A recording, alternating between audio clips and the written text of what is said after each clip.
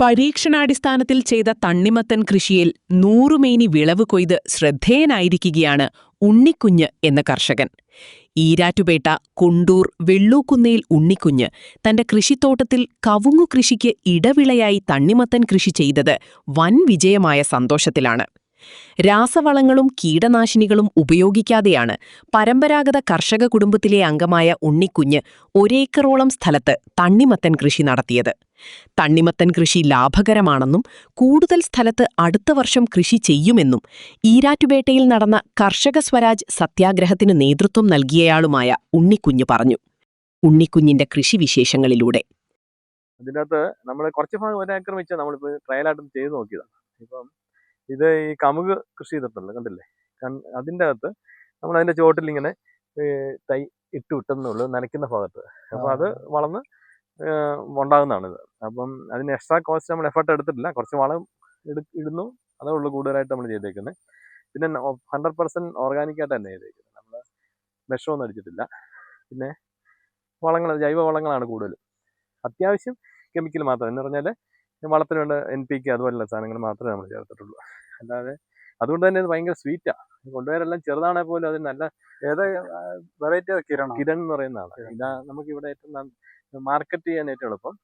അങ്ങനത്തെ വെച്ചൊക്കെ നോക്കുമ്പോൾ എനിക്ക് വലിയ പരിചയമില്ലാത്തൊരു കൃഷിയാണ്. പക്ഷേ ഞാനിത് പഠിച്ചു കഴിഞ്ഞപ്പോഴത്തേനും നമ്മുടെ മേഖലയിൽ ഇത് ഡിസംബർ മാസം ആദ്യം വെക്കുവാണെങ്കിൽ ഒരു ഫെബ്രുവരി കൊണ്ട് 75 ദിവസമേ ഉള്ളൂ. 75 മുതൽ 80 ദിവസം കൊണ്ട് ഇത് തീരുന്ന പരിപാടിയാണ്. അപ്പോൾ ആ ദിവസം കൊണ്ട് 1 ഏക്കറിൽ ഒരു 20 ടണ്ണെങ്കിലും നമുക്ക് ഉൽപ്പാദിപ്പിക്കാൻ പറ്റും. 20 ടണ്ണ് ആവറേജ് ഇത് 20 രൂപ വെച്ച് കൂട്ടിയാൽ പോലും 4 ലക്ഷം രൂപ ഒരു 3 മാസം കൊണ്ട് കിട്ടുന്ന ഒരു കൃഷിയാണ്. ആദായകരമായ ഒരു 3 മാസം സ്ഥലത്ത് നമുക്കൊരു ഇടവളയായിട്ടൊക്കെ ചെയ്യാൻ. ഇടവള എന്ന് പറഞ്ഞാൽ നല്ല സൺലൈറ്റ് വേണം.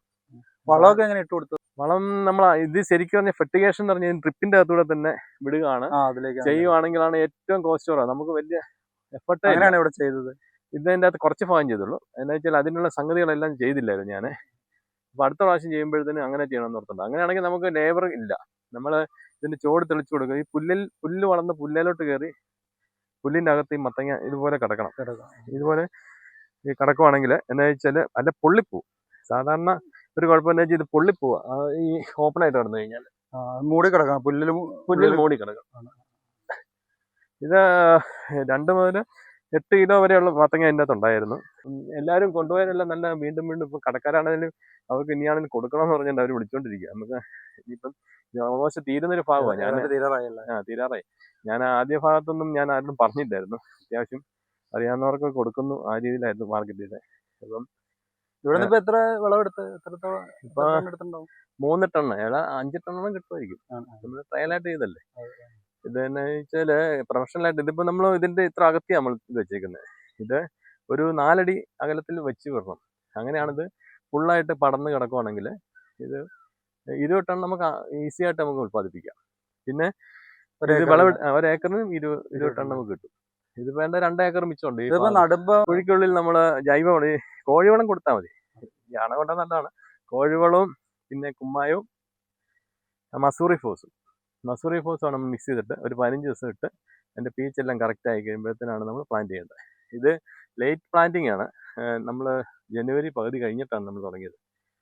ശരിക്കും ഡിസംബർ ആദ്യം ഫസ്റ്റിന് തന്നെ വെക്കുവാണെങ്കിൽ ഫെബ്രുവരിയിൽ ആ നല്ല ചൂടുള്ള സമയത്ത് തീരും. അപ്പം വലിയ മത്തങ്ങ നമുക്ക് കിട്ടും. എന്നുവെച്ചാൽ അന്നേരം കാരണം ഇതുപോലെയുള്ള ഡ്രൈ ക്ലൈമറ്റ് അല്ല, ഇത് ഒത്തിരി ലേറ്റ് ആയിപ്പോയി. ഇപ്പം നമുക്ക് വെള്ളത്തിന് ഷോർട്ടേജ് ഇല്ല. ഇവിടെ ഒരു താഴ്ന്ന പ്രദേശമായതുകൊണ്ട് വെള്ളത്തിന് ഷോർട്ടേജ് ഇല്ല. പിന്നെ തൈയൊക്കെ എവിടുന്ന? വിത്തുകൾ നമ്മൾ മേടിക്കേണ്ടതെന്ന് വെച്ചാൽ ഇത് നല്ല കമ്പനികളുടെ മേടിക്കണം. നമ്മളിവിടെ കിട്ടുന്ന വിത്തെന്ന് വെച്ചാൽ ഒരിക്കലും ശരിയാവില്ല. ഇത് പ്രോസസ്സിങ് എല്ലാം കഴിഞ്ഞ വിത്താണ്. ഈ മത്തങ്ങയുടെ വിത്ത് എടുത്ത് വെച്ചാലും നമുക്ക് നല്ല കിട്ടാല്ല. അത് ഈ നാംദാരി എന്നൊക്കെ പറയുന്ന കമ്പനികൾ സീഡ് കമ്പനിയാണ്. അവർ പ്രോസസ്സ് ചെയ്യുന്ന വിത്തുകൾ തന്നെ മേടിക്കണം. അത് പാലായിൽ ഇപ്പം ഗ്രീൻ എന്ന് പറഞ്ഞുകൊണ്ട് ആ പ്രൈവറ്റ് സ്റ്റാൻഡ് ഓപ്പോസിറ്റ് ആ മറ്റത്തെ ജ്വല്ലറി അതിൻ്റെ 3ാം നിലയിൽ ഒരു ഹോൾസെയിൽ ചെയ്യുന്നുണ്ട്. ആർക്കും അധികം അറിയത്തില്ല. എല്ലാത്തിൻ്റെയും വിത്തുകൾ കിട്ടും. അത് നല്ല വിത്തുകൾ അവിടെ നിന്ന് നോക്കി മേടിച്ചിട്ട് പാകിയാലേ നമുക്ക് ഈ പ്രൊഡക്ഷൻ കിട്ടുള്ളൂ.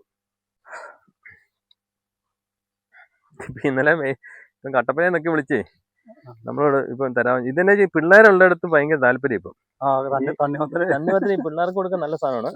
മാത്രമല്ല ഇത് ഓർഗാനിക് ആയിട്ട് നടക്കുന്നുണ്ട്. ആർക്ക് പേടിയാണല്ലോ ശരിക്കും കളർ ചുവപ്പാണോ? നല്ല ചുവപ്പാണ്. ഞാൻ മുറിച്ച് കാണിക്കാതെ അല്ലെ മഞ്ഞയും പല കളർ വരുന്നുണ്ട്. പല വരുന്നുണ്ട്, പക്ഷെ നമുക്ക് കൊമേഴ്സ്യൽ ചെയ്യാൻ ഇത് തന്നെയാണ് നല്ലത്. ഇതിന്റെ മഞ്ഞ തൊണ്ടുള്ളതും പച്ച ഉള്ളിലുള്ളതൊക്കെ ഉണ്ട്. പക്ഷെ അതിന് പ്രൊഡക്ഷൻ ഇതിലായിട്ടായിട്ടില്ല. ഹൈബ്രിഡിങ് ചെയ്ത് ഓരോ പുതിയ പുതിയ സാധനം ഇറക്കുന്നുള്ളൂ. അതിന് കൂടുതൽ മാർക്കറ്റിൽ വിൽക്കുന്നുണ്ട്. പക്ഷേ ഏറ്റവും കൂടുതൽ മൂവ് ചെയ്യുന്നത് ഇതാണ്. കിരണാണ് ഇപ്പം നമ്മുടെ ഇവിടെ ഏറ്റവും കൂടുതൽ നന്നായിട്ട് പോകുന്നത്. അപ്പം അത് തൽക്കാലം അത് തന്നെ ചെയ്യുന്ന ഏറ്റവും നല്ലത്. ഇങ്ങനെ നടക്കുന്നതിന് ഏറ്റവും നല്ലത്. ഇതുപോലെ വെയിലടിച്ചു കഴിഞ്ഞാൽ ഇങ്ങനെ പൊള്ളും. ഇങ്ങനെ പൊള്ളിക്കഴിഞ്ഞാൽ അതാ ഈ ഓപ്പൺ ആയിട്ട് കിടന്നാണ്ട് കുഴപ്പം. അതേ സമയത്ത് അതിൻ്റെ അകത്ത് കിടക്കുന്നതിന് അങ്ങനെ കിടക്കല്ല. ഇതിന്റെ ഷെയ്ഡിൻ്റെ അകത്ത് കിടക്കുന്നത് ഇതുപോലെ അകത്ത് കിടന്നോളൂ. അപ്പോഴത്തേനും പ്രശ്നമില്ല. വെയിലടിക്കുമ്പോൾ കളർ മാറും. അപ്പം അല്ലാതെ ഓർത്തേക്കുന്നത് ക്ലീൻ ആയിട്ടുള്ള സർഫസ് ചെയ്യണമെന്ന് ഓർത്തുകൊണ്ടായിരിക്കുന്നത്. ക്ലീൻ ആയിട്ടുള്ള സർഫസ് ചെയ്താൽ രക്ഷപ്പെടല്ല. ഇതുപോലെ കായിരിക്കുമ്പോൾ ഇത് പൊഴിഞ്ഞു ചെറുപ്പത്തിലെ അത് പിടിച്ചു. ഇനിയിപ്പോൾ അതിന് മുമ്പ് ഇതുണ്ട്, ഇതുപോലെ ഇതുണ്ട്. ഈ ഒരു ചെറിയ പൂ ഉണ്ടോ ആ പിടിച്ചേക്കുന്നത്, അവിടെ വരുമ്പോഴത്തേന് പൊഴിഞ്ഞു പോവാ. അത് ചൂട് കൂടുതലായിട്ട് വന്നേക്കുന്നത്. ഇവിടെ ഇങ്ങനെ കിടന്നോളൂ.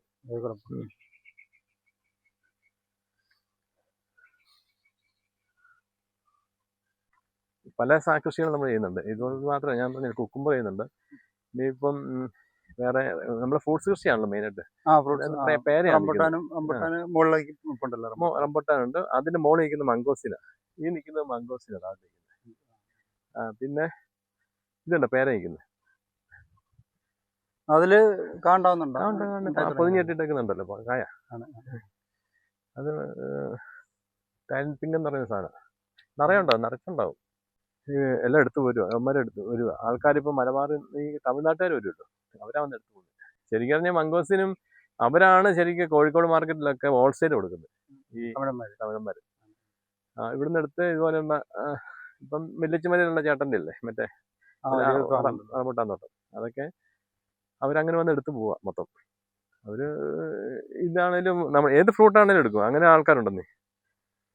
അതിനുവേണ്ടിയുള്ള ആൾക്കാർ വന്ന് അവർ എടുക്കുന്നു. നമുക്ക് മാർക്കറ്റിങ്ങിൻ്റെ അകത്ത് തന്നെ വെച്ചാൽ ഈ പച്ചക്കറിയൊക്കെ ചില പാടുണ്ട്. ഇതാണേലും ഹോൾസെയിൽ കൊടുത്താൽ മാർക്കറ്റ് വിലയില്ല. പക്ഷേ ഇപ്പോൾ ഞാൻ പറയാം, സോഷ്യൽ മീഡിയ കൊടുത്തപ്പോൾ നമുക്ക് കൊടുക്കാൻ പറ്റാത്ത ഓർഡറാണ്. ഇപ്പം എന്താ വെച്ചാൽ കട്ടപ്പനയിൽ നിന്ന് മൂവാറ്റുപുഴയിൽ നിന്നൊക്കെയാണ് ആൾക്കാർ വിളിക്കും. ഇപ്പം 50 രൂപ കയറ്റി വിടാൻ വേണ്ടിയാണ് ഞാനിപ്പം പറയുന്നത്. പിന്നെ ഇവിടെ ആൾക്കാർ അധികം അറിഞ്ഞില്ല. അറിഞ്ഞു കഴിഞ്ഞപ്പോഴത്തേന് അവരെല്ലാവരും 5ഉം 10ഉം വേണമെന്നൊക്കെ പറഞ്ഞ് വിളിച്ചോണ്ടേ. അതുകൊണ്ട് എളുപ്പമുണ്ട് നമുക്ക് സോഷ്യൽ മീഡിയ. ആ പ്ലാറ്റ്ഫോം നിങ്ങളെയൊക്കെ ഇത് ഈ ഇപ്പൊ നിങ്ങളുടെ വാർത്തയില്ല, ഇത് വിട്ട് കഴിഞ്ഞാൽ പേട്ടെന്ന് ഒത്തിരി പേര് വിളിക്കുന്നു.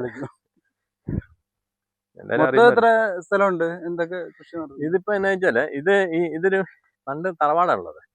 തറവാടിന്റെ ഫ്രണ്ട് ഈ വയലായിരുന്നു പണ്ട്. ഇതൊരു 6 ഏക്കർ വയലായിരുന്നു. താഴോട്ട് അങ്ങ് ചിറ്റാറ് വരെ കിടക്കുന്നത്. പണ്ട് ഇവിടെ കൃഷിയായിരുന്നു. നമ്മൾ വിതച്ച് കൃഷി ചെയ്യുന്ന സ്ഥലങ്ങളായിരുന്നു. പിന്നെ കരപ്രദേശം എന്ന് പറഞ്ഞാൽ ഇപ്പൊ നമ്മളെല്ലാ ഫ്രൂട്ട്സ് ആക്കി. ഇത് റംബുട്ടാനും മംഗോസ്റ്റീനും അതുപോലെ പല പല ഫ്രൂട്ട്സ് ഉണ്ട്. പിന്നെ നേഴ്സറിയുടെ ഒരു സെഷൻ ഉണ്ട്, എല്ലാം ചെയ്യുന്നുണ്ട്. അപ്പം പിന്നെ പുതിയ സാധനങ്ങൾ ഒന്നെണ്ണം പരീക്ഷിച്ചുകൊണ്ടിരിക്കുന്നു. കുമ്പിളപ്പം ഉണ്ടാക്കാൻ വേണ്ടി ഇടനേല വേണമല്ലോ. ഇടനേല ആരും പ്ലാൻ ചെയ്തിട്ടില്ല. പ്ലാൻ ചെയ്യാന്ന് പറഞ്ഞാൽ അതൊരു കറക്റ്റ് ഷേപ്പിലുള്ള സാധനം കണ്ടുപിടിച്ച് അത് ഗ്രാഫ്റ്റ് ചെയ്ത് അതിൻ്റെ തൈ നമ്മൾ ഗ്രാഫ്റ്റ് ചെയ്ത് തന്നെ ഉണ്ടാക്കണം. അപ്പോൾ അത് അതിൻ്റെ ഒരു എടുക്കാൻ പോകുകയാണെങ്കിലും മൊത്തം പുഴു കടിച്ചതൊക്കെ ആയിരിക്കും. അപ്പം അതിൻ്റെ അകത്ത് വരാത്ത നല്ല സാധനങ്ങളും അത് വെച്ചിട്ട് ഇത് കൊടുക്കുക. അപ്പോൾ നമ്മൾ പല കമ്പനികളായിട്ട് സംസാരിച്ചപ്പോൾ അവർ ടൈപ്പ് വെക്കാന്ന് പറഞ്ഞു. അവർ എടുത്തോളാം, നിങ്ങൾ എത്ര ഏക്കറാ ചെയ്യുന്നത്, കംപ്ലീറ്റ് ആയിട്ട് ഒന്നിട്ട് വെച്ച് എടുത്തോളാം എന്ന് പറഞ്ഞത്. അതൊക്കെ നല്ല കൃഷി. അങ്ങനെ നമ്മുടെ നാട്ടിൽ അറിയപ്പെടാത്ത ഒത്തിരി കൃഷികളുണ്ട്. നാടന്മാവിൻ്റെ ആണേല് നാടന്മാവിൻ്റെ ഇപ്പം അച്ചാറിന് മുമ്പായിട്ട് കണ്ണിമാങ്ങ ഇടുന്നു. കണ്ണിമാങ്ങയ്ക്ക് എനിക്ക് തോന്നുന്നത് എല്ലായിടത്തും 300 രൂപ 150 രൂപ ഹോൾസെയിൽ ഉണ്ട്. ഈ മേളം മറ്റേ അതുപോലെ തന്നെ അച്ചാർ കമ്പനികൾക്ക് കൊടുക്കുകയാണെങ്കിൽ അത് നമുക്ക് ഹൈ ഡെൻസിറ്റി ചെയ്യാം. ഇന്നൊരു 8 അടിക്കുള്ളിൽ പോകാത്ത അതിനെ ഷോർട്ടായിക്കൊണ്ട് നിർത്തിക്കൊണ്ട് നമ്മുടെ മേഖലയിൽ ചെയ്യാവുന്ന ഒരു കൃഷിയാണ്. അതുപോലെയുള്ള കൃഷികൾ നമ്മളാരും എന്ന് പറഞ്ഞാൽ കൃഷി ഡിപ്പാർട്ട്മെൻറ്റിൻ്റെ കാര്യത്തിൽ അങ്ങനത്തെ റിസർച്ചൊന്നും ഇല്ല. നമ്മൾ കർഷകർ തന്നെ റിസർച്ച് ചെയ്യുക, അത് സക്സസ് ആകുമെന്ന് എനിക്ക് തോന്നുന്നത്. അങ്ങനെ ഒത്തിരി കാര്യങ്ങൾ നമുക്ക് ചെയ്യാറുണ്ട്. പിന്നെ അതുപോലെ തന്നെ സയൻറ്റിഫിക് ആയിട്ടുള്ള വളം എങ്ങനെയാണ് ഇതിൻ്റെ അത് യൂസ് ചെയ്യുന്നത്, നമ്മൾ പരമ്പരാഗത രീതിയിലുള്ള ഇതാണ്. ഒത്തിരി മൈക്രോ ന്യൂട്രിയൻസും മൈക്രോ ഫുഡുകളും ഒക്കെ ഉണ്ട്. അത് എങ്ങനെ ഉപയോഗിക്കണം, പ്ലാന്റ് ഹോർമോൺസ് എങ്ങനെ ഉപയോഗിക്കണം, അങ്ങനത്തെ കുറേ കാര്യങ്ങളും കൂടെ ഒക്കെ പഠിച്ചാലേ കൃഷി വിജയിക്കാൻ പറ്റുള്ളൂ. ആ തരത്തിലുള്ള കുറേ അറിവുകൾ ഞാൻ ഒത്തിരി പേരെന്നെ വിളിക്കാറുണ്ട്, ഞാൻ പറഞ്ഞു കൊടുക്കാറുണ്ട്. ഈ റംബുട്ടാൻ്റെ പൊഴിച്ചിട്ട് അങ്ങനെ കാര്യങ്ങളല്ല. അതുപോലുള്ള കാര്യങ്ങളിൽ ഗവൺമെൻറ് തലത്തിൽ നിന്ന് ഒത്തിരി ഒരു റിസർച്ച് തന്നെ ആവശ്യമുണ്ട് ഓരോ മേഖലയ്ക്ക്. മീനച്ചി താലൂക്കിൻ്റെ കാലാവസ്ഥ ഇപ്പം നമുക്കറിയാം ഈ വർഷത്തെ നല്ല ഇപ്പൊ മീനച്ചിനാണെങ്കിൽ അതന്നെ മീനച്ചിന് പാലായ്ക്ക് തൊട്ടിപ്പറേ മഴ കിട്ടും, അതിന്റെ അപ്പുറത്ത് മഴയില്ല. ഞാൻ മരങ്ങാട്ടുള്ളി റംബുട്ടാൻ ചെയ്യുന്നുണ്ട്, അവിടെ 2 മഴ കിട്ടില്ല. അതിപ്പം ഭയങ്കര ചൂടായതുകൊണ്ട് കാ പിടിക്കാതിരിക്കുക. അപ്പൊ അതിനെന്താ ചെയ്യേണ്ടത്? വെള്ളമൊക്കെ കൊടുത്താലും നിൽക്കാത്ത ഒരു അവസരത്തിൽ വന്നു. Unnikunju George, father George contour താമസിക്കുന്നു. അപ്പം ഞങ്ങൾ പരമ്പരാഗത കൃഷിക്കാരാണല്ലോ, പല ബിസിനസ്സൊക്കെ ഉണ്ടെന്ന് പറഞ്ഞാലും കൃഷിയിലാണ് ഞങ്ങൾ ബേസ്. ഇത് ഞങ്ങളുടെ ഒരു ഡിവിഷന്റെ തറവാടാണ് ഈ കാണുന്നത്, ഈ മോളിൽ കാണുന്നത്. ഞാൻ തൊട്ട് ചേർന്ന് തന്നെ താമസിക്കുന്നു. തണ്ണിമത്തന്റെ വിളവെടുപ്പ് ഉദ്ഘാടനം കഴിഞ്ഞ ദിവസം കൃഷിവകുപ്പ് ഉദ്യോഗസ്ഥരുടെയും ജനപ്രതിനിധികളുടെയും സാന്നിധ്യത്തിൽ നടത്തിയിരുന്നു. ജില്ലാ പഞ്ചായത്ത് അംഗം ശ്രീകല ആർ, കൃഷി അസിസ്റ്റന്റ് ഡയറക്ടർ അജ്മൽ PM, മറ്റു വിവിധ കർഷക സാമൂഹ്യ സംഘടനാ നേതാക്കൾ തുടങ്ങിയവർ പങ്കെടുത്തു.